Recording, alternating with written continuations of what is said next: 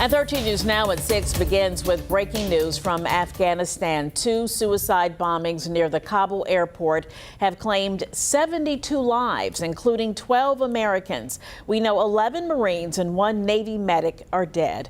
60 Afghans also died, and at least 15 more American troops are hurt.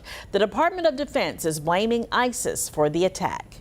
And President Biden took the podium just minutes ago, saying troops must complete their mission in Afghanistan. As the Taliban tightens control, the military is still working to evacuate thousands of Americans and Afghan allies. But it is a race against time. U.S. troops are supposed to leave in just 5 days. Mike Gooding has reaction from local Congress members.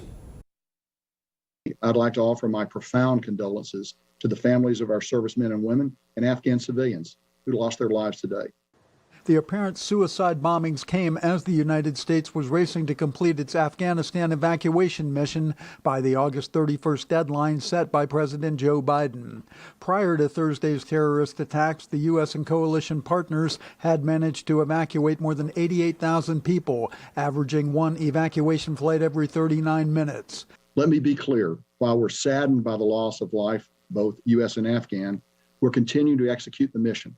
Virginia Senator Mark Warner said, "My thoughts will be with our troops and with the innocent people killed in these brutal acts of terror." Virginia Senator Tim Kaine said, "My prayers are with the innocent victims and their loved ones."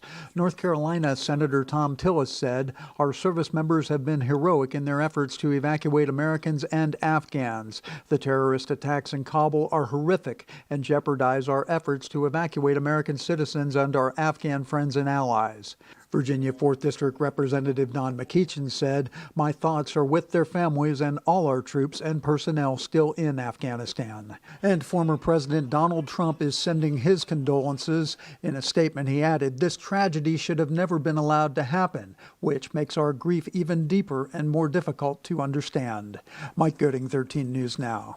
Secretary of Defense Lloyd Austin released a statement on the attack expressing his condolences, but he says troops will continue their mission. He says doing anything less after the attacks would dishonor the purpose and sacrifice the men and women render the country and the people of Afghanistan.